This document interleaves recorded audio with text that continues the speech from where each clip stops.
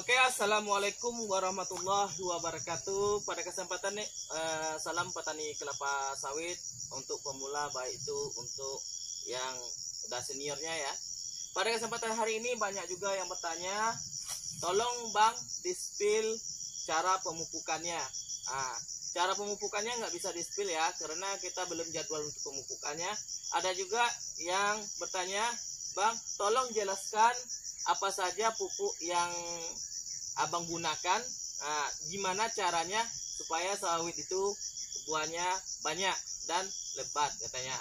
Oke, di sini Adik Petani akan coba untuk menjelaskan ya, untuk menerangkan dari yang bertanya tadi. Ada dua pertanyaan.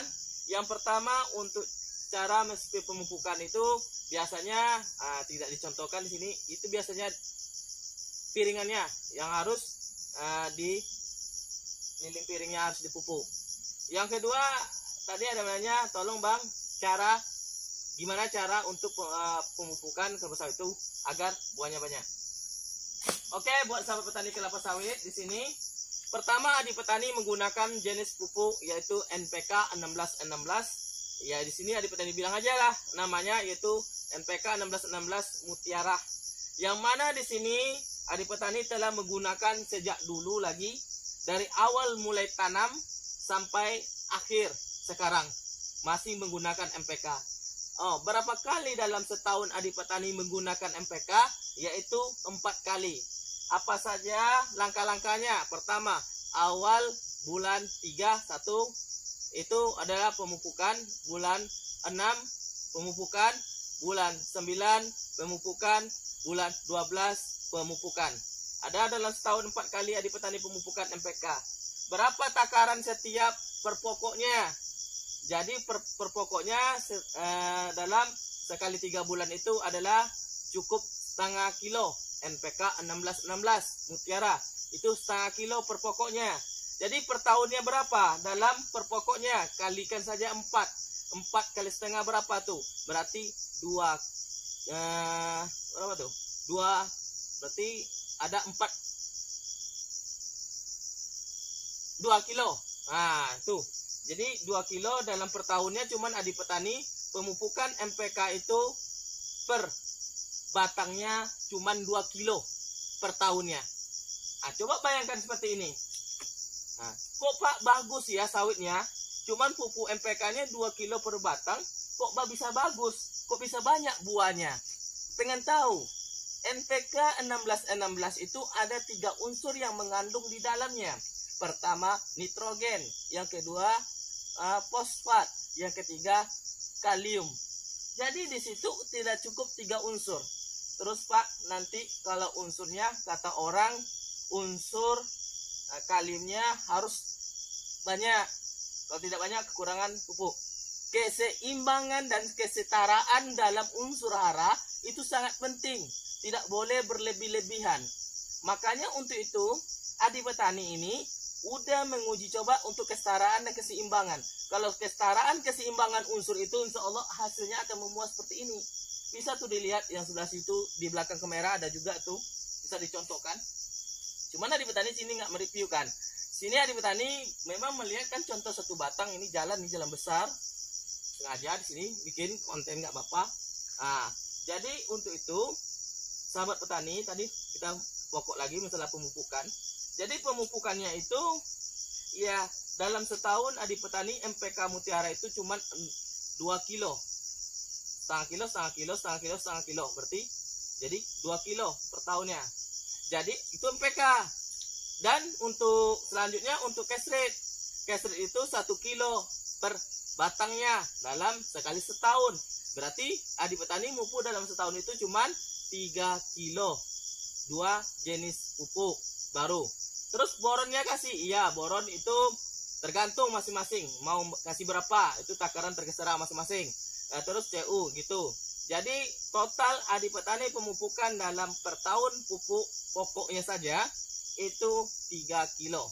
Kenapa Adik Petani tidak terlalu banyak pemupukan dalam per tahunnya atau per 3 bulan? Karena Adik Petani menjaga unsur arah tanah. Unsur hara tanah ini perlu dijaga. Karena apa? Zat kimia ini bisa membuat unsur tanah itu bisa keras karena terlalu banyak mengandung kimia, tidak teresap oleh tanah. Nah, itu belajar biologi. Yang kedua, kalau kebanyakan kimia seperti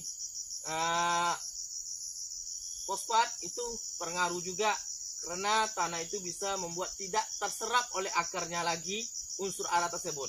Mendingan kita pupuk secara sedikit. Umpamanya dalam persepsi 3 bulan itu 1 kilo. Itu udah cukup untuk berpokoknya. Jadi kuncinya di sini yang harus bersih, piringan harus bersih, jalan pikul harus bersih, browningannya harus rapi, songgo 1, turun 2, turun pelepah. Itu persepsinya. Itu cara pemupukan udah di petani terakan.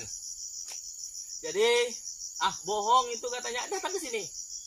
Bohong katanya datang ke sini. Ini contoh buahnya, ini buah baru, belum pernah diambil ya sahabat. Nih ada 2 selingkat karena udah tinggi, udah 1 meter lebih. Ini pokoknya besar. Katanya batangnya kecil, nggak ada batang kecil di sini, sama rata batangnya semuanya sama. Jadi di sini tergantung dari perawatan kita. Jadi ada juga yang persepsi bahwanya perawatan dan pemupukan itu sama, itu salah.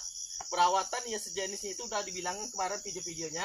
Perawatan itu seperti piringan, browningan, terus jalan pikulnya dan lain-lain. Kalau untuk pemupukan itu seperti jenis pemupukan kita lakukan di piringan. Itu bukan perawatan, pemupukan. Yang perawatan tuh membersihkan. Ada ngerti persepsinya di sini sahabat petani kelapa sawit. Jadi untuk sahabat petani kelapa sawit, itulah yang adik petani lakukan untuk cara-cara pemupukannya. Tonton baik-baik, tonton sampai habis videonya biar ngerti, paham. Untuk cara pemupukannya dalam per 3 bulan itu 1/2 kilo MPK-nya. Dan untuk dalam per tahunnya 2 kilo MPK-nya.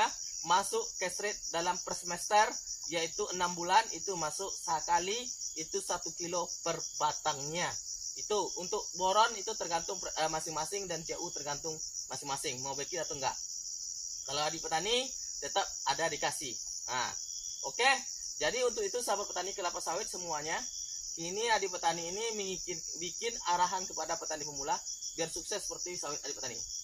Adik petani pengen ada petani-petani, kalau nggak percaya datang ke sini lihat kebun adik petani. Adik petani lihat kan semuanya, yang jeleknya ada, yang baiknya ada, tapi lebih banyak yang bagusnya daripada yang jeleknya. Oke, itu bukan adik petani bilang oh semuanya bagus, enggak. Tentu ada sawit itu yang jelek, enggak semuanya bagus, pasti ada yang jeleknya, ada yang bagusnya, tapi lebih banyak bagusnya daripada yang jeleknya. Oke, untuk perawatannya seperti itulah. Jadi untuk pemupukannya itu masih nggak paham juga masalah pemupukannya, boleh di kolom komentar, nanti dikasih komentarnya, nanti kita bikin videonya ya. Oke, salam sekian, assalamualaikum warahmatullahi wabarakatuh.